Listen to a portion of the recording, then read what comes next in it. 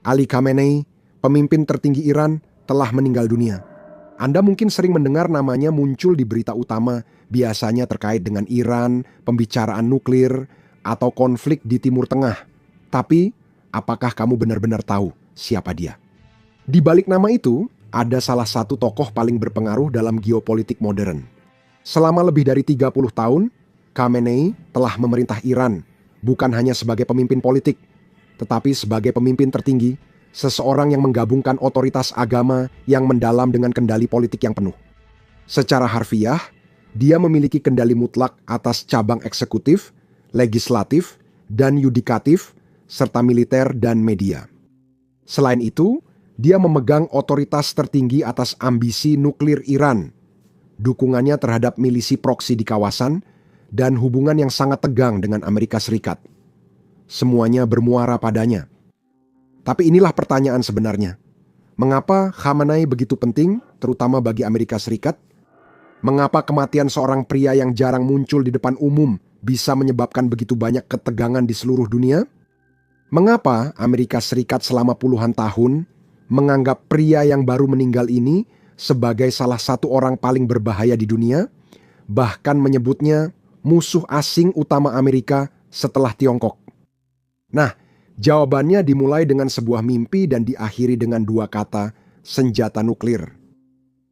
Kami telah melaporkan topik-topik geopolitik selama beberapa waktu, dan dengan isu-isu sensitif seperti ini, satu hal yang jelas, jangkauan kami berkurang dan informasi ditekan. Kami terus berjuang karena bot algoritma menekan agar Anda tidak mendapat berita sebenarnya. Bantu kami dengan menyukai dan membagikan video ke komunitas Anda. Oke, cukup tentang itu. Mari kita masuk ke video hari ini. Selama beberapa dekade, Khamenei telah mendorong program nuklir Iran yang menjadi masalah utama dengan Ash'as dan sekutunya. Pendekatannya, strategi jangka panjang. Dia mengembangkan kemampuan nuklir Iran sambil tetap bersikeras tidak menginginkan senjata.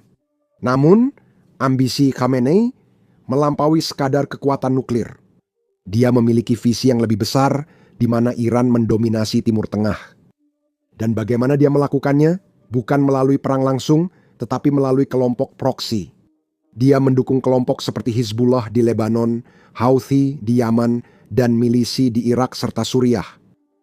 Setiap kali IS berusaha menstabilkan kawasan, mereka selalu menghadapi pasukan yang didukung Iran. Apapun pendapat Anda tentang Iran dan IS, dinamika ini mungkin sulit dipahami.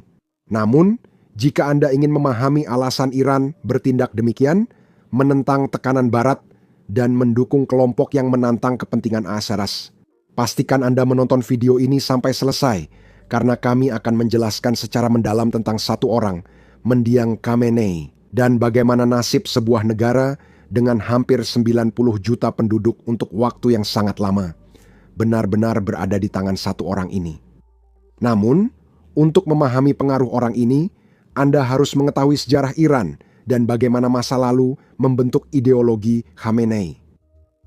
Mari kita mulai ceritanya. Ini adalah tanggal 19 April 1939 di kota kuno Mashhad di timur laut Iran. Ini adalah salah satu kota paling suci dalam Islam Syiah, sebuah tempat di mana spiritualitas Islam terasa sangat kental dan berat di udara. Di rumah sederhana dan sempit ini, lahirlah anak laki-laki bernama Sayyid Ali Hosseini Khamenei. Sekarang begini ceritanya. Di permukaan, keluarga Khamenei tampak seperti keluarga biasa pada umumnya, bahkan mungkin miskin. Tapi anak ini ditakdirkan untuk menjadi salah satu pria paling berkuasa di dunia. Dia akan bangkit dari latar belakang sederhana untuk memimpin Republik Islam Iran sebagai pemimpin tertinggi. Tapi disinilah jadi menarik. Masa mudanya sama sekali tidak berkaitan dengan dunia politik, apalagi pengaruh global. Masa kecilnya bukan tentang kekayaan, kekuasaan, atau kemewahan. Itu tentang sesuatu yang sama sekali berbeda. Ayahnya, Sayyid Javad Khamenei, adalah ulama sangat dihormati di Mashhad. Namun, berbeda dengan beberapa ulama lain, dia tidak hidup kaya. Keluarga Khamenei menempati rumah kecil. Benar-benar kecil. Begitu kecilnya, Sehingga ketika tamu datang untuk berkonsultasi agama dengan Sayyid Javad, anggota keluarga lainnya harus bersembunyi di ruang bawah tanah karena memang tidak ada cukup ruang. Mereka makan makanan sederhana, kadang-kadang hanya roti dan kismis. Itulah kenyataan mereka, kemiskinan, kesederhanaan, dan kesalehan. Mereka miskin, dan memang mereka tidak memiliki kekayaan materi, tetapi mereka kaya akan sesuatu yang lain, sesuatu yang akan membentuk Ali muda sepanjang hidupnya. Sebuah komitmen yang tak tergoyahkan terhadap Islam. Ayahnya tipe pria yang tak tertarik pada hal-hal materi, benar-benar hampir seperti seorang zahid. Dia menjalani hidup yang berakar pada ajaran Islam, dan itu sangat memengaruhi Khamenei. Sejak muda, Ali Khamenei belajar bahwa nilai terpenting bukan pada kekayaan atau kekuasaan, tetapi pada iman, disiplin, dan pengabdian agama. Sikap ayahnya yang tegas dan langsung soal hidup dan agama menjadi dasar Khamenei membangun hidupnya. Pengabdian ini pada akhirnya akan membawa munculnya ide-ide fundamentalis Islam di Iran. Namun, sebelum kita membahas hal itu, kita perlu melihat lebih dekat bagaimana lingkungan membentuk Khamenei sebagai pribadi dan juga pola asuhnya. Ketika Khamenei berusia 4 tahun, ia bersama kakak laki-lakinya mulai belajar di maktab, sebuah sekolah agama tradisional. Ini bukanlah sekolah dasar pada umumnya, dan dia tidak hanya belajar membaca dan menulis. Dia menghafal Al-Quran, mendalami ajaran Islam sejak hari pertama. Jadi, pendidikan awal ini sebenarnya tentang pelatihan spiritual. Siklus terus-menerus pencucian otak dan pemaksaan ide-ide ekstremis agama ini menanamkan pada Khamenei ideologi yang akan ia jalani sepanjang hidupnya. Pada usia 11 tahun, dia melakukan sesuatu yang berani. Dia mengenakan jubah ulama. Saat anak-anak seusianya bermain di luar, Khamenei memilih menjadi cendekiawan agama dan berkomitmen pada jalan yang jarang dipilih di usia muda. Sekarang, kamu harus ingat bahwa ini terjadi pada masa dinasti Pahlavi, ketika negara ini cukup sekuler dan dipengaruhi oleh banyak negara barat. Memang ada fanatik agama di negara itu, tapi anak sekecil itu mempelajari teks Islam dan mendedikasikan hidupnya pada satu tujuan belum pernah terdengar sebelumnya. Kamu bisa membayangkan dia belajar tak hanya dari buku, tapi juga dari ayahnya, Sayyid Javad, dan ulama lokal lain. Itu sangat intens dan ya, itu benar-benar gila. Sekarang, disinilah segalanya mulai berubah. Pada tahun 1952, ketika Khamenei baru berusia 13 tahun, seorang ulama bernama Nawab Safavi mengunjungi sekolahnya di Mashhad. Safavi adalah pemimpin radikal karismatik yang memimpin kelompok militan Fatihan-i Islam dan sedang menjalankan misi. Dia memberikan pidato yang berapi-api, mengecam rezim Syah dan mengkritik kebijakan anti-Islam dari monarki tersebut. Dia pada dasarnya memicu semangat perlawanan. Itu sangat intens. Bagi Khamenei muda, pidato ini sangat mengubah hidupnya. Safavi adalah seorang revolusioner. Pesannya lebih dari sekadar tentang doa yang tenang atau kesalehan pribadi. Ini tentang aksi, tentang melawan Syah, menentang imperialisme barat, dan memperjuangkan nilai-nilai Islam di negara yang tampaknya semakin sekuler. Hari itu, sesuatu berubah dalam diri Khamenei. Ini adalah titik balik, sebuah momen ketika dunianya meluas. Dia menyadari bahwa hidupnya akan memiliki misi yang jauh lebih besar, membela Islam, tidak hanya di ruang kelas atau masjid, tetapi juga di medan politik. Dia bertekad untuk membawa sebuah revolusi yang akan mengubah seluruh Iran dan Timur Tengah. Dia sangat bertekad menggulingkan Syah yang dianggap pengkhianat dan mendaki tangga kekuasaan menuju Iran Islam. Bisa dibilang, radikalisme Safavi yang menanamkan benih-benih revolusi di benak muda Khamenei. Sejak itu, benih-benih itu terus tumbuh semakin besar. Beberapa tahun kemudian, Khamenei bersiap melanjutkan tahap pendidikan berikutnya. Dia pergi ke Qom, pusat keilmuan agama Syiah di Iran. Jika Anda benar-benar serius ingin menjadi seorang ulama di Iran, Qom adalah tempat yang harus Anda tuju. Itulah pusatnya. Dan Khamenei, dia di sana untuk menyerap dan belajar dari para pemikir terbesar Islam Syiah. Di Qom, Khamenei belajar pada beberapa tokoh besar, Ada Ayatullah Hussein Borujerdi, seorang ulama yang dihormati karena pengetahuannya yang mendalam tentang fikih atau hukum Islam. Di bawah bimbingan Borujerdi, Khamenei belajar bagaimana menerapkan hukum Islam pada situasi dunia nyata, bagaimana menafsirkan teks-teks keagamaan yang berusia berabad-abad dan membuatnya relevan dengan kehidupan modern. Borujerdi berpendapat ulama sebaiknya tidak terlibat politik dan fokus pada kehidupan agama. Disinilah perbedaan antara Khamenei dan Borujerdi. Namun Khamenei tetap patuh dan menghormati gurunya. Bagaimanapun juga, menurutnya politik adalah demi membela Islam dan bangsa. Namun kemudian muncul sosok yang akan memberikan dampak lebih besar lagi dalam kehidupan Khamenei, Ayatullah Ruhollah Khomeini. Khomeini adalah seorang ulama, namun kemudian ia memainkan peran penting dalam revolusi Iran tahun 1979, namun pembahasan itu akan dibahas nanti di video ini. Pertama, pahami saja bahwa Khomeini adalah tipe ulama yang berbeda. Ia tidak puas hanya berada di pinggir saja. Khomeini percaya bahwa Islam bukan hanya keyakinan pribadi. Islam adalah sistem politik, sebuah cara untuk mengatur masyarakat. Dia punya gagasan radikal tentang peran kepemimpinan ulama. Salah satu konsep paling revolusioner darinya adalah Velayat-e-Faqih atau kepemimpinan ulama Islam yang berpendapat bahwa di saat tidak ada imam yang maksum, seorang ulama Islam harus memerintah atas nama rakyat, memastikan bahwa hukum Islam ditegakkan. Ini secara serius menjadi cetak biru bagi sebuah negara Islam, di mana para ulama memegang kekuasaan politik yang nyata. Dan sebagai murid yang baik, Khamenei menyerap semua ini. Pesan Khomeini sangat membekas baginya secara khusus. Iran berada di bawah kekuasaan Shah, seorang raja sekuler yang condong ke barat. Dan Khomeini berkata, tidak, ini tidak benar. Islam yang seharusnya memimpin. Khamenei merasa dirinya sangat tertarik pada visi Khomeini. Rezim Shah, dengan hubungan akrabnya dengan kekuatan barat, dianggap korup di mata Khomeini.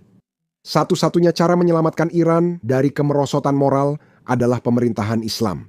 Menjelang akhir 1950-an Khomeini meninggalkan karirnya sebagai pelajar agama. Sebaliknya, dia menjadi seorang revolusioner.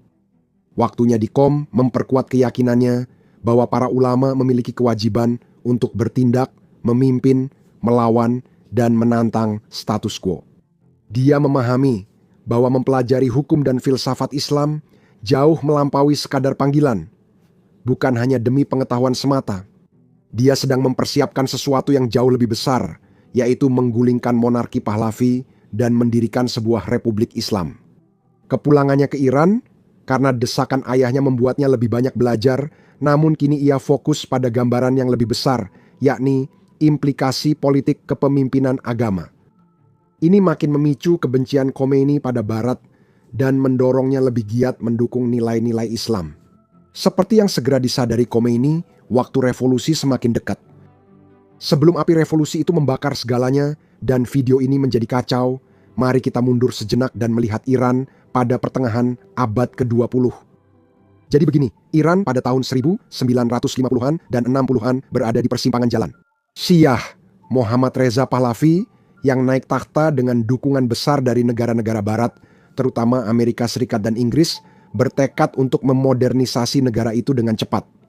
Visi modernisasi ini diwujudkan dalam apa yang kemudian dikenal sebagai Revolusi Putih, yang diluncurkan pada tahun 1963. Shah ingin mengubah Iran menjadi negara bangsa sekuler modern, seperti yang telah dilakukan Turki di bawah Mustafa Kemal Atatürk. Kunci program ini adalah reformasi besar untuk modernisasi ekonomi dan masyarakat Iran. Revolusi Putih mencakup 6 poin utama.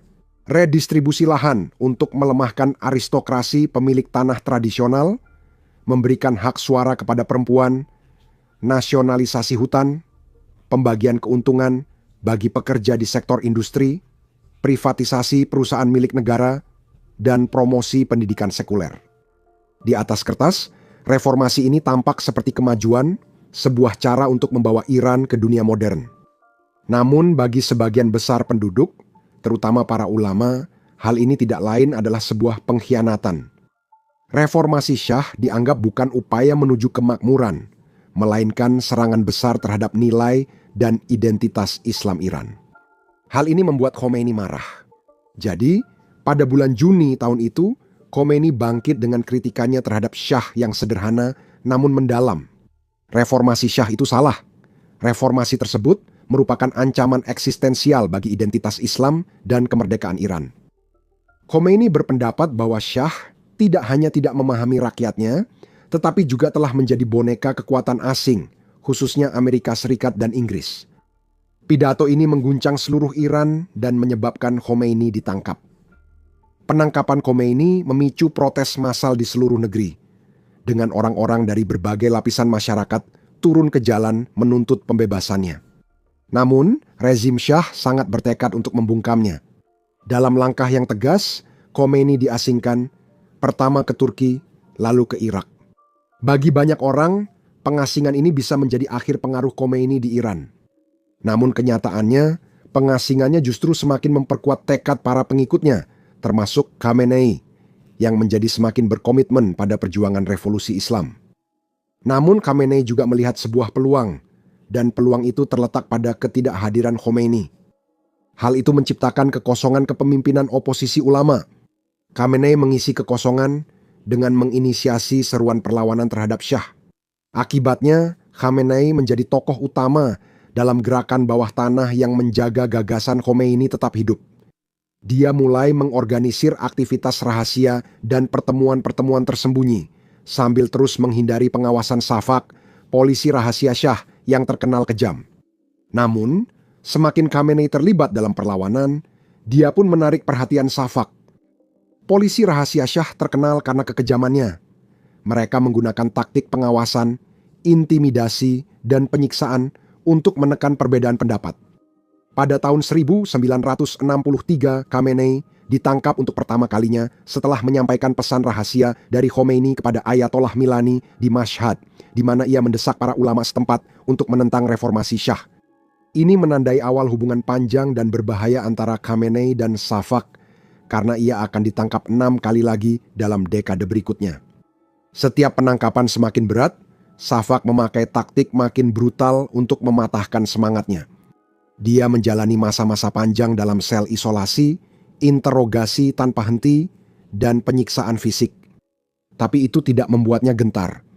Bahkan, itu justru semakin menguatkan tekadnya.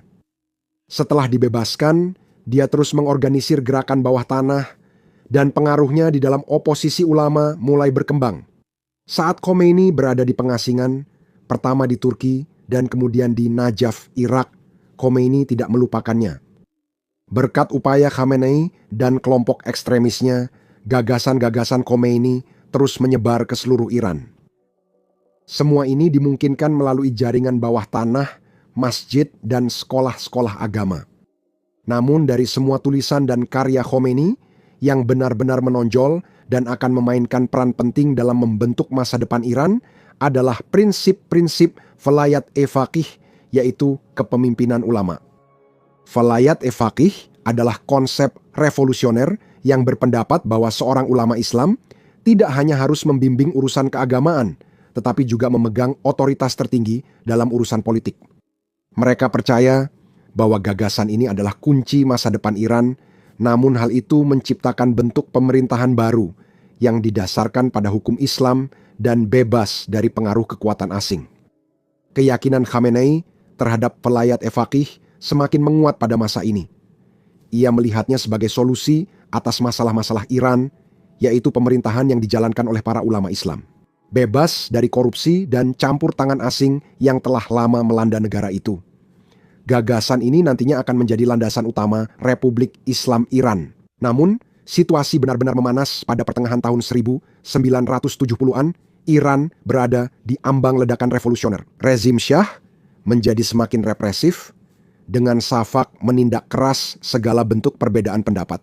Salah urus ekonomi dan ketimpangan yang meningkat memicu ketidakpuasan luas, sementara kedekatan Syah dengan Barat membuat banyak masyarakat merasa terasing. Sementara itu, pihak oposisi termasuk Khamenei terus mengorganisir protes, pemogokan, dan demonstrasi. Pada tahun 1975, Safak melancarkan operasi besar-besaran terhadap Khamenei, di mana mereka menggerebek rumahnya dan menyita buku-buku serta tulisannya. Kali ini, Khamenei dijebloskan ke salah satu penjara paling terkenal kejam di Teheran, di mana penyiksaannya lebih brutal dari sebelumnya. Berbulan-bulan isolasi, pemukulan fisik, dan deprivasi tidur digunakan untuk mencoba mematahkan semangatnya. Tetapi tekad Khamenei tetap tak tergoyahkan. Bahkan di penjara, Khamenei tetap menginspirasi orang di sekitarnya. Selama masa penahanan yang berat, Khamenei tetap bertahan dengan visi yang telah ia pegang selama bertahun-tahun. Dan dia tahu bahwa ketika akhirnya dibebaskan pada tahun 1977 Iran berada di ambang revolusi. Dan dia juga tahu bahwa tidak ada yang akan sama seperti sebelumnya. Melihat kejadian setelahnya, ungkapan tidak ada yang akan sama seperti sebelumnya terasa terlalu halus.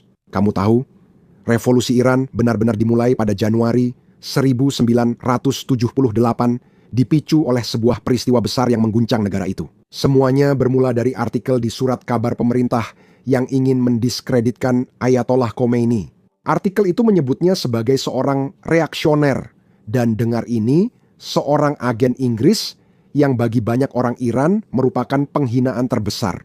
Ironisnya, sosok yang menjadi simbol perlawanan terhadap rezim Syah justru dituduh agen Inggris, padahal Syah sendiri menjual negaranya ke barat.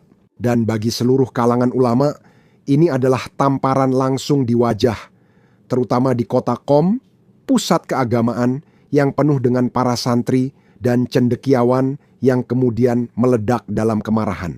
Orang-orang turun ke jalan dalam aksi protes massal menentang rezim Syah. Namun alih-alih meredakan situasi, pasukan Syah justru merespons dengan kekerasan brutal. Para demonstran ditembak dan beberapa di antaranya tewas. Itu adalah hari yang berdarah, tapi itu bukanlah akhir. Sebenarnya itu baru permulaan. Awalnya situasi mereda karena di Iran tradisinya adalah mengadakan masa berkabung selama 40 hari ketika seseorang meninggal. Namun 40 hari setelah pertumpahan darah di Qom, protes baru meletus. Kali ini lebih besar, lebih keras, dan lebih marah. Rezim Syah merespons dengan cara yang mereka tahu, yaitu kekerasan. Darah semakin banyak tertumpah. Dan kemudian, seperti jam yang berdetak, 40 hari lagi berlalu, dan protes yang lebih besar pun pecah. Siklus berkabung, protes, dan penindasan ini mulai menyebar ke seluruh negeri seperti api yang membara. Bukan hanya kota-kota religius seperti Qom saja lagi. Pada pertengahan tahun 1970, 8 kerusuhan telah mencapai pusat-pusat kota besar, Teheran, Mashhad, Tabriz, di mana-mana. Syah berusaha menumpas pemberontakan dengan kekerasan yang lebih brutal, namun ini malah membuat lebih banyak orang menjadi radikal. Cengkeraman besi Syah atas negara mulai melemah, dan saat jalanan dipenuhi demonstran, jelas sesuatu yang tak terbendung sedang terjadi. Revolusi itu tidak lagi soal agama atau Khomeini. Ini tentang kemarahan rakyat terhadap rezim yang mereka anggap korup, represif, dan tidak peduli dengan kehidupan mereka. Inilah awal dari sebuah gerakan yang segera akan mengguncang Iran dan dunia hingga ke akarnya. Dan kita tidak boleh lupa bahwa gerakan melawan Syah bukanlah gerakan tunggal. Apa yang banyak orang tidak tahu adalah bahwa revolusi Iran itu unik karena luasnya koalisi yang menentang Syah. Sekilas, Anda mungkin mengira ini hanya kelompok fanatik agama yang ingin menguasai negara, tapi sebenarnya lebih dari itu. Itu adalah pemberontakan besar yang melibatkan berbagai kelompok politik dengan ideologi dan tujuan berbeda. Ada kaum nasionalis sekuler yang merindukan kembalinya Iran yang demokratis. Faksi kiri seperti Fadai Marxis dan Mujahidin Ekhalq atau MEK yang menginginkan revolusi sosialis. Serta gerakan Islamis yang dipimpin Ayatullah Khomeini yang makin berkembang. Meski berbeda ideologi, kelompok-kelompok ini bersatu menentang Syah. Berbagai faksi berharap memperoleh kekuasaan usai Syah digulingkan. Namun, Khomeini sudah punya visi jelas bagi negara pasca revolusi melalui konsep Velayat-e-Faqih. Menjelang akhir tahun 1978 Iran berada dalam keadaan kacau. Pemogokan besar pekerja minyak melumpuhkan industri utama negara, sementara protes massal ratusan ribu orang memenuhi jalan-jalan Teheran dan kota besar lain. Syah mencoba menenangkan oposisi dengan menawarkan reformasi, termasuk pemecatan Perdana Menterinya dan janji kebebasan politik yang lebih besar, tetapi upaya-upaya ini terlalu sedikit dan terlambat. Waktu untuk meratapi sudah berakhir. Situasi ini semakin memburuk pada November 1978 ketika Shah memberlakukan darurat militer dalam upaya terakhir untuk memulihkan ketertiban. Namun, langkah ini justru menjadi bumerang. Dan pada Jumat Hitam, pasukan pemerintah menembaki demonstrasi besar di lapangan Jaleh, Teheran, menewaskan puluhan orang dan semakin meradikalisasi oposisi. Sebagai catatan tambahan, pada saat ini Shah semakin terisolasi dan juga menderita kanker. Ia juga mulai kehilangan dukungan dari militer serta sekutu internasional utamanya, termasuk Amerika Serikat. Dan akhirnya, pada Januari 1979, di tengah meningkatnya protes dan pemogokan, Shah meninggalkan Iran dengan alasan untuk berlibur. Namun kenyataannya, ia tidak pernah kembali. Kepergiannya menandai berakhirnya monarki secara de facto. Bisa dibilang kekacauan besar terjadi pada 1 Februari 1979, itu adalah momen yang akan mengubah jalannya sejarah Iran selamanya. Ayatullah Khomeini, setelah 14 tahun pengasingan yang panjang, turun dari pesawat dan menginjakkan kaki di tanah Iran, disambut oleh lautan jutaan orang. Ya, jutaan orang Iran membanjiri jalanan untuk sekadar melihat sosok yang mereka yakini akan membawa mereka ke era baru. Kepulangannya bukan sekadar simbolis. Pernyataan itu menegaskan bahwa revolusi bukan lagi mimpi, melainkan sedang berlangsung dengan Khomeini sebagai pemimpinnya. Sejak saat kakinya menginjak tanah Iran, Khomeini bergerak cepat, seperti seorang grandmaster catur yang menempatkan bidaknya, mengonsolidasikan kekuasaan dengan fokus tajam. Dalam hitungan hari, rezim Shah yang dulu begitu kuat mulai runtuh dari inti terdalamnya. Militer menyadari bahwa revolusi tidak bisa dihentikan dan menyatakan netralitasnya, menolak menjadi napas terakhir dari dinasti Pahlavi. Sementara itu, milisi revolusioner yang didukung rakyat mulai merebut gedung pemerintahan dan institusi penting, mengikis sisa tatanan lama yang tersisa. Namun pukulan penentu yang sebenarnya terjadi pada 11 Februari 1979. Pada hari itu, sisa-sisa terakhir monarki Pahlavi dihancurkan. Pasukan revolusioner menyerbu Teheran, di mana mereka mengalahkan perlawanan militer terakhir dalam unjuk kekuatan rakyat yang luar biasa. Rezim Shah tersapu dalam gelombang revolusi. Khomeini, pria yang dulu dipaksa hidup di pengasingan, kini mendeklarasikan kelahiran Republik Islam dan membunuh siapapun yang mendukung Shah. 2 bulan kemudian, pada April 1979, sebuah referendum nasional mengonfirmasinya. Rakyat telah berbicara, dengan lebih dari 98% memilih untuk membentuk Republik Islam. Sebuah transformasi monumental dari sebuah negara yang dulunya berada di bawah cengkeraman monarki otoriter. Hal berikutnya yang diterapkan Ayatollah secara nasional adalah Velayat-e-Faqih, gagasan yang belum pernah dicoba dalam skala sebesar ini. Iran sedang mengalami era perubahan. Terkait perubahan ini, Anda mungkin penasaran tentang apa yang terjadi dengan Khamenei. Apa posisi Khamenei dalam revolusi dan di mana dia saat semua kekacauan ini terjadi? Nah, tepat di pusatnya, saat protes di akhir tahun 70-an mulai bermunculan di seluruh negeri, Khamenei bukan sekadar wajah di kerumunan. Tidak, dia berada di jalanan Mashhad, di mana dia menyampaikan pidato-pidato tajam yang syarat muatan agama. Dia tidak hanya mengecam rezim yang korup, dia membingkai perjuangan melawan Shah sebagai pertempuran untuk Islam itu sendiri. Dan pesan itu sangat menggema. Di Mashhad, kata-kata Khomeini membakar semangat rakyat. Dia mengubah ketidakpuasan yang semakin besar menjadi sesuatu yang jauh lebih kuat. Sebuah gerakan keagamaan, massa jutaan orang. Khomeini secara rutin memberikan pidato tentang Shah. Dengan cara ini, dia mengumpulkan begitu banyak orang sehingga ketika Shah di Teheran akhirnya digulingkan, ratusan kota di luar Teheran sudah memutuskan diri dari monarki. Sekarang, saat revolusi memanas pada tahun 1978, peran Khamenei semakin berkembang. Sambil terus menginspirasi melalui ceramah dan pidatonya, dia juga bekerja di balik layar. Pemogokan yang ia bantu organisir, terutama di sektor minyak, sangat menghancurkan bagi rezim Shah. Pemogokan ini tak hanya memperlambat ekonomi, tapi juga melumpuhkannya dan melemahkan fondasi kekuasaan Shah. Pada pertengahan tahun 1978, mobilisasi minyak terhenti. Dengan cara ini, Khamenei dan seniornya Khomeini benar-benar menekan cengkeraman Shah atas ladang minyak. Dan seperti yang Anda ketahui, industri internasional utama Iran dalam ekonominya adalah minyak, yang bahkan memperburuk situasi. Dengan cara ini, Khamenei memastikan revolusi berjalan sesuai rencana. Setelah Shah melarikan diri pada 1979, Khamenei menunjukkan kesetiaan tegas kepada Khomeini. Karena kepemimpinan Khamenei yang tegas saat revolusi, Khomeini menjadikannya tokoh utama di Republik Islam yang baru. Dia diangkat ke Dewan Revolusi Islam, sebuah kelompok elit yang bertanggung jawab untuk merancang konstitusi baru. Ini bukan sekadar tugas birokrasi biasa. Ini adalah tentang membentuk DNA dari negara Iran yang baru. Pada saat yang sama, Khamenei juga diberikan peran penting lainnya, yaitu Wakil Menteri Pertahanan. Dalam posisi ini, dia memainkan peran penting dalam memperkuat kekuasaan atas aparatur militer negara. Angkatan bersenjata Iran sebelumnya setia kepada Shah, dan sekarang mereka perlu dibentuk ulang untuk melayani Republik Islam yang baru.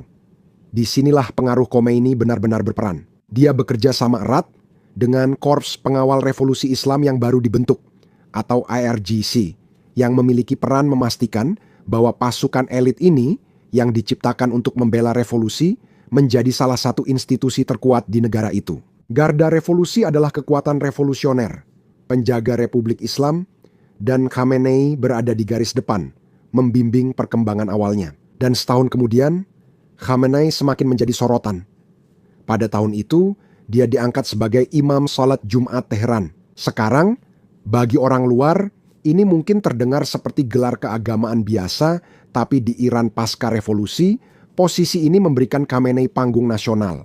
Setiap Jumat, dia berkhutbah kepada negara yang masih menyesuaikan diri dengan realitas baru. Pidatonya membahas agama, revolusi, identitas, dan bertahan hidup. Melalui peran ini, Khamenei menjadi salah satu wajah paling dikenal dari rezim baru, karena suaranya disiarkan ke seluruh negeri. Dalam arti tertentu, ini juga menjadi alat untuk memperkuat otoritas pemerintah revolusioner pada saat kelangsungan hidupnya masih jauh dari terjamin. Namun pada bulan September tahun itu, taruhannya semakin tinggi ketika Irak menyerang Iran. Perang Iran-Irak adalah konflik militer akibat sengketa perbatasan wilayah. Namun Republik Islam yang baru terbentuk melihatnya sebagai ancaman eksistensial. Dan sekali lagi, Khamenei tidak mundur. Dia terlibat secara mendalam dalam upaya pertahanan Iran. Khamenei rutin mengunjungi garis depan dan memberi nasihat pada para komandan militer. Kehadirannya bukan hanya simbolis, tetapi juga strategis, karena dia bekerja tanpa lelah untuk memastikan bahwa garda revolusi dan pasukan lainnya siap mempertahankan perbatasan dengan segala cara. Namun, saat Khamenei berada di luar sana melawan musuh eksternal, dia juga menghadapi ancaman di dalam negeri. Pada bulan Juni 1981 nyawanya hampir terenggut. Saat pidatonya di Masjid Abu Zar di Teheran, sebuah bom meledak di sampingnya. Serangan itu, yang dilakukan oleh kelompok oposisi Mujahedin-e-Khalq atau MEK, melukai Khamenei dengan serius. Lengan kanannya rusak permanen, membuatnya tak bisa digunakan lagi. Sekarang Anda bisa dengan jelas memahami bahwa koalisi sebelum revolusi sebenarnya hanyalah kebencian bersama terhadap Shah. Meskipun pemerintah Islam yang baru dibentuk ini bertindak keras terhadap kelompok oposisi yang disebut-sebut itu, ketegangan di antara masyarakat semakin meningkat. Hal ini terutama terlihat jelas di kalangan pemuda dan akibatnya sangat berat. Namun, itu adalah pembahasan untuk nanti. Saat ini, Ali Khamenei telah menegaskan dirinya sebagai pemain kunci di Republik Islam. Itulah sebabnya pada Oktober 1980, satu setelah pembunuhan Presiden Muhammad Ali Rajai, Khamenei terpilih sebagai Presiden ketiga Iran. Dia menang dengan 97% suara, sebuah kemenangan telak. Pada saat itu, hanya 4 kandidat yang disetujui oleh Dewan Garda, sebuah badan yang menyaring dan menyetujui kandidat politik di Iran. Pemilihan ini bersejarah karena Khamenei adalah ulama pertama yang menjadi presiden, menyimpang dari keinginan awal Ayatollah Khomeini agar ulama tidak memegang jabatan itu. Dalam pidato pelantikannya, Khamenei bersumpah menghapus penyimpangan, liberalisme, dan kaum kiri yang dipengaruhi Amerika dari politik. Masa kepresidenannya ditandai penindasan oposisi, termasuk tindakan keras terhadap kelompok gerilya, pembunuhan, dan pemberontakan. Pengadilan revolusioner mengeksekusi ribuan pemberontak pada awal 1980-an, meskipun pada tahun 1982 pemerintah berjanji untuk membatasi pengadilan revolusioner tersebut. Namun, berbagai faksi politik terus menjadi sasaran, dan masa kepresidenan Khamenei menjadi identik dengan periode penindasan politik yang intens. Setelah 4 tahun yang panjang, Khamenei terpilih kembali pada tahun 1985, menerima 87% suara dalam pemilihan yang sekali lagi hanya memiliki sedikit kandidat. Hanya 3 kandidat yang disetujui oleh Dewan Garda. Kepresidenan Khamenei berlangsung saat Perang Iran-Irak yang menghancurkan. Keterlibatannya dalam upaya perang dan hubungannya dengan Garda Revolusi Islam semakin menguatkan reputasinya sebagai pemimpin yang peduli pertahanan negara. Selama masa kepresidenannya, Khamenei dikenal sangat memperhatikan urusan militer, anggaran, dan administrasi. Meskipun masa kepresidenannya sering dibayangi oleh perang dan konflik internal, Khamenei tetap menjaga hubungan yang kuat dengan Garda Revolusi Islam, yang nantinya terbukti menjadi salah satu pilar dukungan terkuat dalam peran kepemimpinannya di masa depan. Masa kepresidenannya juga menandai awal hubungan tegang antara Iran dan Eropa. Setelah pembunuhan di restoran Mykonos, pengadilan Jerman melibatkan pejabat intelijen Iran yang menyebabkan krisis diplomatik antara Iran dan beberapa negara Eropa. Periode ini juga menandai tahap awal hubungan tegang antara Iran dan Barat, dengan Khamenei memimpin respons nasional terhadap krisis-krisis tersebut. Kenaikan Khamenei sebagai pemimpin tertinggi pada 1989 cukup mengejutkan dan kontroversial. Pada saat itu, Ayatullah Khomeini, arsitek terhormat Revolusi Islam Iran dan pemimpin tertinggi pertamanya, telah menunjuk Ayatullah Montazeri sebagai penerusnya. Namun dalam perubahan yang dramatis, Khomeini memecat Montazeri, meninggalkan kekosongan mendadak dan signifikan di puncak hierarki politik religius Iran. Khamenei dipilih mengisi kekosongan ini meski tak memiliki kredensial ulama yang biasanya dibutuhkan untuk posisi itu. Dia bahkan belum menjadi ayatullah, apalagi marja, salah satu otoritas agama tertinggi dalam Islam Syiah. Untuk memungkinkan kenaikan jabatan Khamenei, konstitusi Iran harus diubah oleh Majelis Ahli, badan yang bertugas memilih pemimpin tertinggi. Perubahan konstitusi ini memungkinkan Khamenei, yang masih muda dan belum memiliki status keagamaan yang diharapkan, mengambil peran itu. Pada 4 Juni 1989 tak lama, setelah kematian Khomeini, Khamenei secara resmi terpilih sebagai pemimpin tertinggi baru Iran oleh Majelis Ahli, dengan memperoleh 60 dari 74 suara. Namun, prosesnya tidak berjalan mulus. Ada banyak perdebatan di dalam majelis itu sendiri. Beberapa anggota berpendapat mendukung pembentukan Dewan Kepemimpinan daripada satu individu saja, dengan alasan bahwa tidak ada yang benar-benar bisa menggantikan posisi Khomeini sepenuhnya. Kepemimpinan kolektif dianggap dapat menyebar kekuasaan dan mengelola kompleksitas Iran pasca revolusi. Namun, usulan ini dibatalkan dan Khamenei yang dipilih. Menariknya, Khamenei sendiri tampak enggan. Dia terkenal pernah mengungkapkan keraguannya tentang kelayakannya untuk peran tersebut, dengan mengatakan bahwa pencalonannya seharusnya membuat mereka menangis air mata darah. Meski awalnya ragu, Khamenei menerima posisi itu dan pemerintahannya dimulai setelah konstitusi disesuaikan. Saat itu, banyak orang menganggapnya pemimpin sementara, hanya mengisi posisi hingga muncul sosok yang lebih cocok. Khamenei dengan cepat mengkonsolidasikan kekuasaan dan memperluas pengaruhnya melebihi perkiraan siapapun. Jalan Khamenei menuju kekuasaan tidak bergantung pada karisma atau kedudukan agama Khomeini. Sebaliknya, ia menunjukkan kemampuan tajam untuk menavigasi politik internal Iran yang rumit. Dia membangun kelompok loyalis di berbagai institusi kunci, terutama di dalam Korps Garda Revolusi Islam atau IRGC dan kalangan ulama berpengaruh di OM. Khamenei piawai menyeimbangkan faksi di politik Iran, memastikan tak ada satu kelompok yang mendapat terlalu banyak kendali. Pendekatan pragmatisnya membuatnya mampu mengendalikan kelompok saingan dan memperkuat posisinya. Selama pemerintahan Khamenei, jabatan pemimpin tertinggi berubah menjadi pengawas negara yang sangat berkuasa. Pengaruhnya menjangkau hampir setiap aspek pemerintahan Iran. Dia mengendalikan militer, menentukan kebijakan ekonomi, dan memiliki suara utama dalam kebijakan luar negeri Iran. Khamenei juga memegang kekuasaan yang signifikan atas lembaga-lembaga politik utama negara, termasuk kepresidenan, parlemen, dan kehakiman. Dia mengeluarkan dekret tentang urusan nasional, mulai dari ekonomi hingga kebijakan budaya, dan memastikan visi Republik Islam ditegakkan. Yang terpenting, Khamenei sangat strategis dalam menempatkan orang-orang loyalis di posisi-posisi kunci di seluruh pemerintahan. Selama lebih dari 3 dekade, sebagai pemimpin tertinggi, ia membangun sistem yang berpusat pada otoritasnya.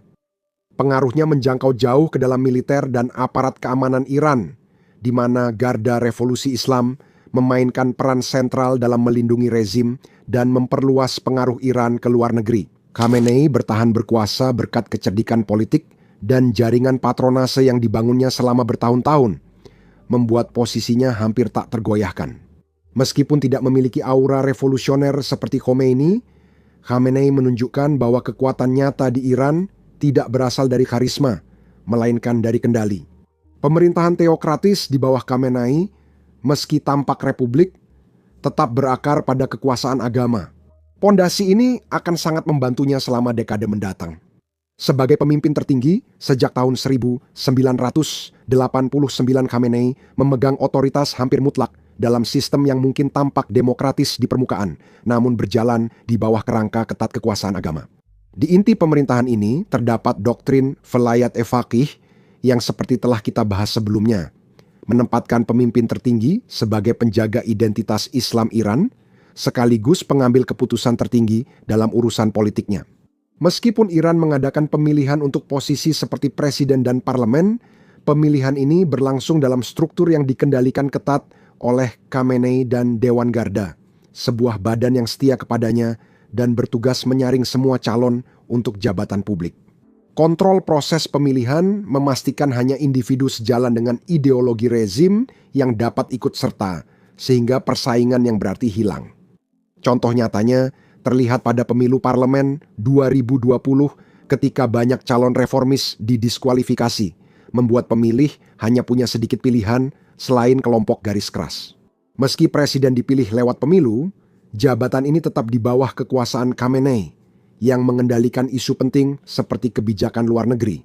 Saat Presiden Hasan Rouhani merundingkan kesepakatan nuklir 2015, hal itu tetap dalam batas yang ditetapkan Khamenei, yang kemudian membatasi keterlibatan lebih luas dengan Barat. Kecurigaan mendalam Khamenei terhadap pengaruh Barat, terutama dari Amerika Serikat, secara konsisten membentuk tindakan para pejabat terpilih Iran. Kepemimpinan Khamenei tidak dapat disangkal bersifat otoriter, dengan pengaruhnya menjalar ke seluruh cabang pemerintahan, mulai dari militer hingga kehakiman. Dia menempatkan loyalis di posisi penting yang mendukung interpretasi konservatif Islam, memastikan prinsip-prinsip teokratis rezim tetap kuat dalam hukum dan pemerintahan. Sebagai contoh, lembaga kehakiman di bawah pengaruh Khamenei menegakkan hukum Islam, seringkali menjatuhkan hukuman berat bagi para pembangkang politik. Hal ini sangat terlihat saat Gerakan Hijau 2009 ketika jutaan warga Iran memprotes terpilihnya kembali Presiden Mahmud Ahmadinejad yang diperselisihkan. Di bawah perintah Khamenei, pemerintah menanggapi dengan tindakan keras yang brutal, menangkap para pengunjuk rasa, memukuli mereka di jalanan, dan menempatkan para pemimpin oposisi dalam tahanan rumah, di mana mereka masih berada hingga hari ini. Khamenei menanggapi protes dengan menyebutnya sebagai konspirasi asing, taktik yang sering ia pakai untuk mendiskreditkan oposisi, alih-alih mengakui keluhan pengunjuk rasa. Kontrol ini meluas hingga ke media, di mana rezim Khamenei mendominasi wacana publik melalui media yang dikelola negara yang menyebarkan narasi rezim. Jurnalisme independen hampir tidak ada, dan mereka yang menantang rezim sering dibungkam melalui intimidasi, pemenjaraan, atau bahkan yang lebih buruk. Kontrol ketat pemerintah atas media sejalan dengan cengkeramannya yang kuat di internet, di mana sensor meluas. Ini memudahkan dia mengendalikan narasi dan memelintirnya sesuka hati. Selama aksi protes pada tahun 2017 dan 2019, rezim secara harfiah memutus seluruh akses internet di negara itu. Tidak ada komunikasi masuk atau keluar. Dan ini bukan hanya kejadian sekali saja. Setiap konten daring yang menantang narasi rezim akan diblokir, disaring, atau ditutup. Jika Anda mencoba mencari sudut pandang yang berbeda di Iran, Anda tidak akan menemukannya dengan mudah. Rezim mengendalikan pesan, dan Khamenei duduk di puncak piramida itu. Meski rezim berupaya keras, anak muda Iran sering bisa mengatasi pembatasan digital, namun yang tertangkap menyuarakan pandangan anti-rezim online menghadapi hukuman berat. Contoh nyata, kontrol ini adalah pemadaman internet hampir total saat protes tahun 2019 menentang kenaikan harga bahan bakar secara tiba-tiba. Pemadaman tersebut memutus komunikasi pengunjuk rasa, memudahkan pasukan keamanan menumpas demonstrasi secara brutal, serta menyebabkan ratusan orang tewas. Pengaruh Khamenei juga meluas ke dalam kebijakan sosial Iran, yang mencerminkan komitmennya terhadap nilai-nilai Islam konservatif. Basis pendukungnya, terutama di daerah pedesaan dan di kalangan lembaga ulama yang berpengaruh di Qom dan Mashhad, mendukung penegakan ketat kode-kode Islam terkait perilaku dan pakaian yang ia lakukan. Perempuan khususnya menjadi sasaran kebijakan konservatif ini yang ditegakkan oleh polisi moralitas yang memastikan kepatuhan publik terhadap hijab dan pemisahan gender. Khamenei juga sering memperingatkan tentang invasi budaya dari Barat, menggambarkan nilai-nilai Barat, terutama yang berkaitan dengan kebebasan pribadi, sebagai ancaman eksistensial terhadap identitas Islam Iran. Dengan menyebut Republik Islam sebagai benteng moralitas di dunia sekuler, Khamenei membangkitkan semangat dan memperkuat loyalitas pendukung konservatifnya. Jangan kira politik satu-satunya bidang tempat Khamenei menanamkan dominasinya. Tidak, pengaruhnya juga meluas ke urusan ekonomi. Visi ekonomi Khamenei sangat terkait dengan ideologi politiknya yang lebih luas, yang semuanya tentang menolak pengaruh asing dan menjaga Iran tetap mandiri. Selama beberapa dekade, Iran telah dikenai sanksi oleh Amerika Serikat dan sekutunya, dan alih-alih mundur atau mencari kompromi, Khamenei justru menghadapi tantangan ini dengan tegas. Dia memperjuangkan apa yang disebutnya ekonomi perlawanan. Sekarang, ini bukan hanya strategi untuk bertahan di bawah sanksi, ini adalah sebuah pernyataan. Khamenei memandang swasembada ekonomi sebagai hal yang sangat penting untuk menjaga kedaulatan Iran dan menurutnya bergantung pada investasi asing, terutama dari Barat, sama saja seperti menyerahkan kunci masa depan negara. Dia sangat vokal dalam mengkritik globalisasi dan kapitalisme Barat yang ia anggap sebagai sesuatu yang eksploitatif dan rusak secara moral. Menurutnya, sistem-sistem ini bukan hanya model ekonomi, tapi bagian dari agenda lebih besar untuk melemahkan negara seperti Iran.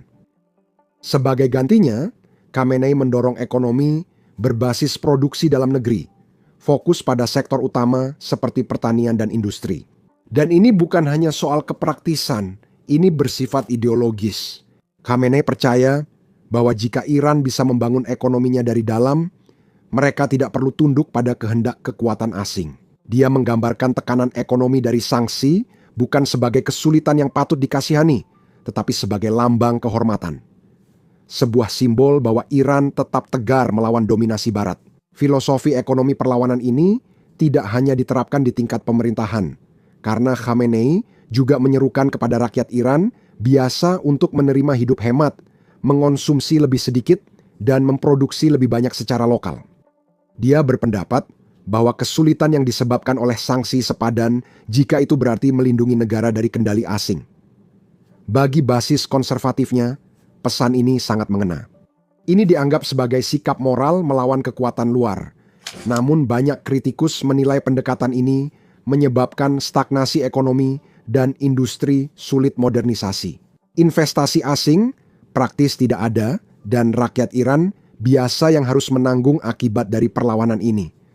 Namun, Khamenei tetap teguh pada idealismenya selama ia masih hidup. Bagi dia, membuka diri terhadap model ekonomi Barat adalah jalan licin yang mengancam identitas dan kemerdekaan Iran sendiri. Namun, bukan hanya di bidang ekonomi cengkeraman Khamenei begitu kuat. Kendali dia atas militer Iran juga merupakan bagian besar dari bagaimana dia bisa mempertahankan kekuasaan begitu lama. Sebagai pemimpin tertinggi, Khamenei adalah panglima tertinggi, dan itu memberinya wewenang penuh atas seluruh struktur militer, termasuk Korps Garda Revolusi Islam yang sangat berpengaruh. Hubungan antara Khamenei dan Garda Revolusi saling menguntungkan. Khamenei bergantung pada Garda Revolusi untuk mempertahankan kekuasaannya dan menegakkan visinya tentang Republik Islam, baik di dalam negeri maupun di seluruh kawasan.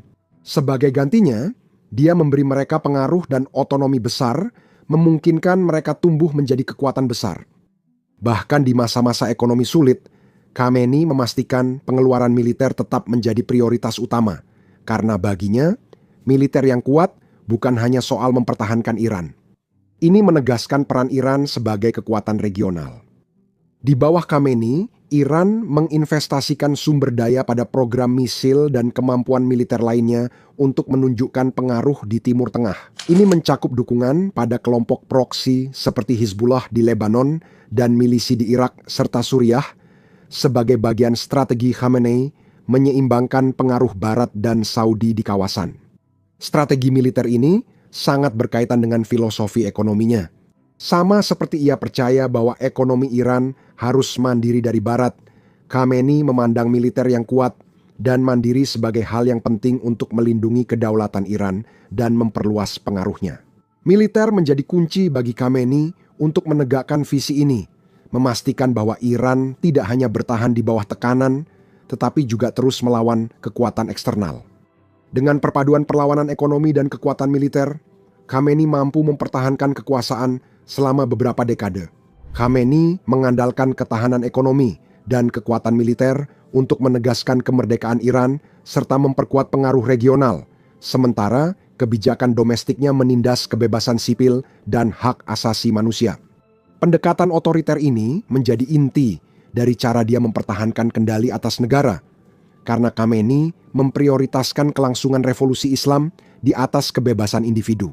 Salah satu hal paling menonjol dan mengkhawatirkan dari pemerintahan Ayatullah Ali Khamenei adalah cara dia menangani kebebasan sipil dan HAM di Iran. Sekarang, jika Anda melihat seperti apa gaya kepemimpinannya, semuanya berfokus pada mempertahankan kendali yang kuat atas kekuasaan sambil mendorong narasi tentang melindungi revolusi Islam. Untuk itu, dia sangat mengandalkan sensor, penindasan, dan pengawasan. Bagi warga Iran, terutama perempuan, minoritas, atau yang berani mengkritik pemerintah, hidup di bawah Khamenei terasa sangat menyesakan. Ambil contoh orang Kurdi dan Bahai misalnya. Rezim Khamenei terus menindak tegas kelompok-kelompok ini. Komunitas Kurdi sudah lama mendorong otonomi yang lebih besar, tapi setiap kali mereka melakukannya, mereka menghadapi pembalasan yang cepat, kadang-kadang brutal. Dan Bahai? Mereka telah mengalami kesulitan puluhan tahun. Rezim Khamenei menyebut mereka kaum sesat, dan itu lebih dari sekadar label.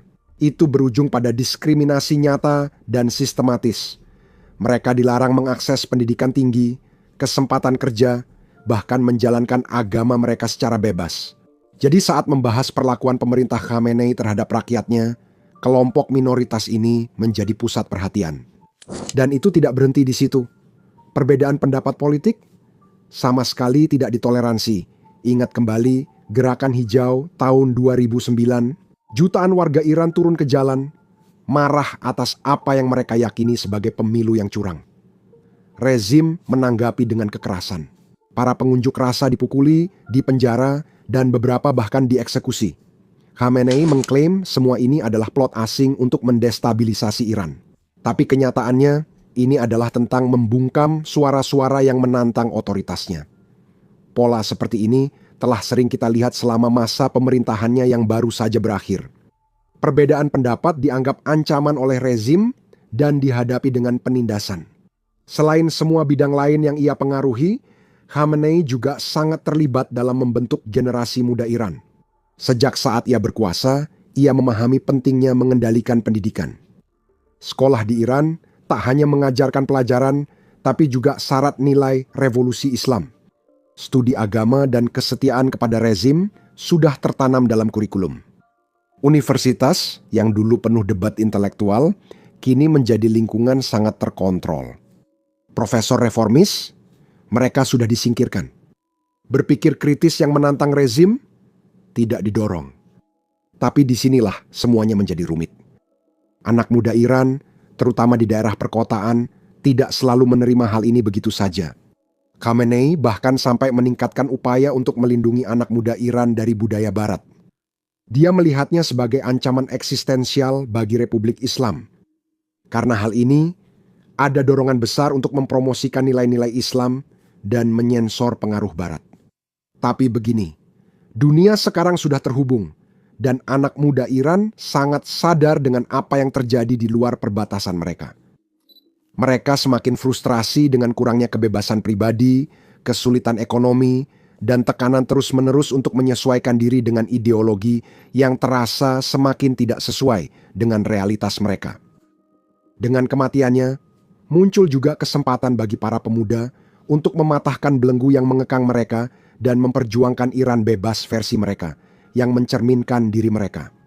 Dalam konteks yang sama, seseorang bisa dengan tepat mengatakan bahwa kendali Khamenei atas pemuda Iran melalui pendidikan mencerminkan pergeseran kebijakan luar negerinya, memadukan kekakuan ideologis dengan penyesuaian pragmatis untuk menjaga stabilitas internal dan pengaruh regional.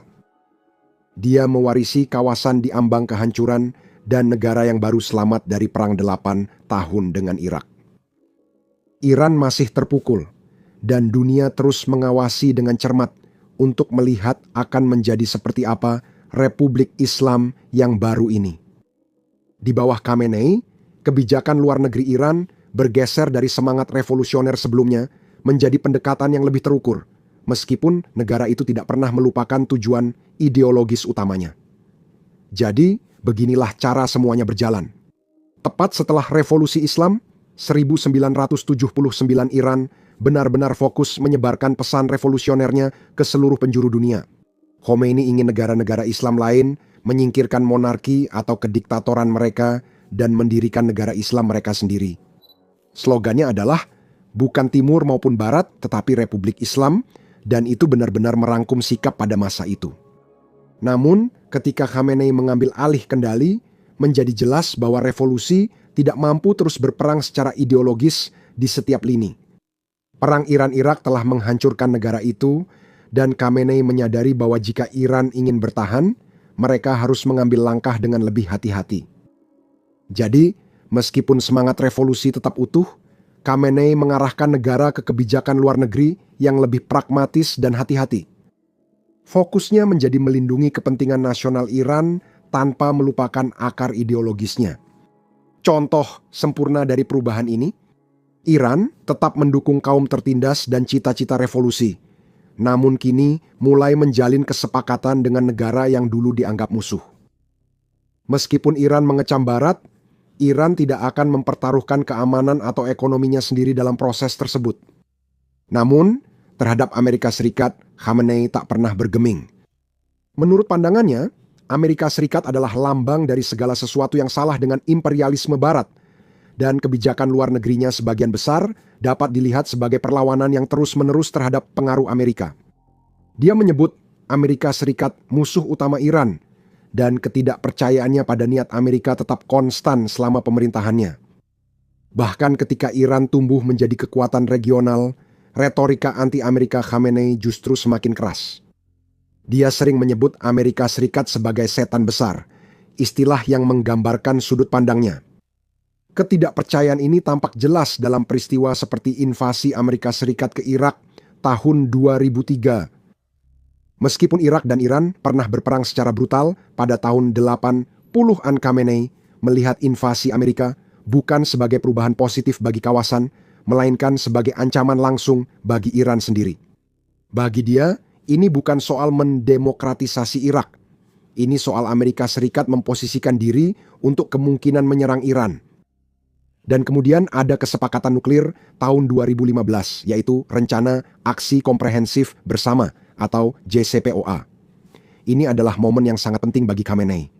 Meski sangat curiga pada Amerika Serikat, dia mendukung negosiasi dengan Barat untuk membatasi program nuklir Iran sebagai imbalan pencabutan sanksi yang melumpuhkan.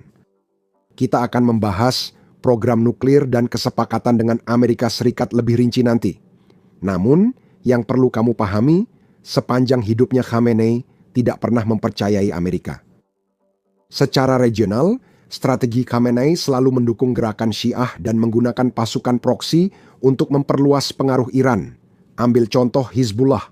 Dukungan Iran untuk kelompok itu dimulai tahun 80-an dan terus menguat sejak itu. Khamenei melihat Hizbullah sebagai sekutu kunci dalam melawan Israel dan menahan kekuatan Al-Isab di kawasan tersebut.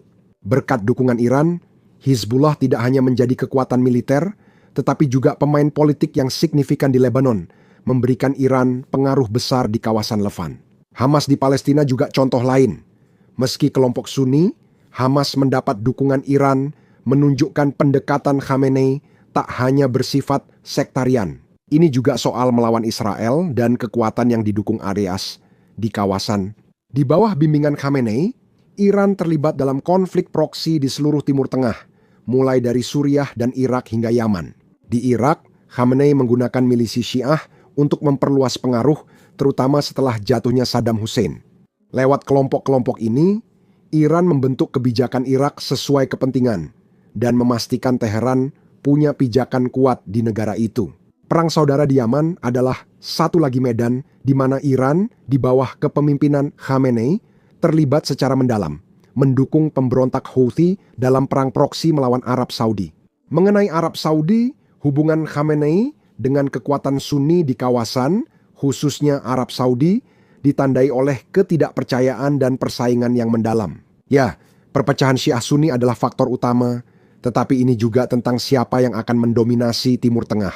Bagi Khamenei, Arab Saudi, dengan hubungan eratnya dengan Amerika Serikat dan kepemimpinannya di dunia Sunni, adalah pesaing alami bagi ambisi Iran. Sebagai respons terhadap sanksi arealas dan tekanan Barat, Khamenei semakin beralih ke kekuatan non-Barat seperti Rusia dan Tiongkok. Sementara itu, Tiongkok telah menjadi mitra ekonomi utama Iran.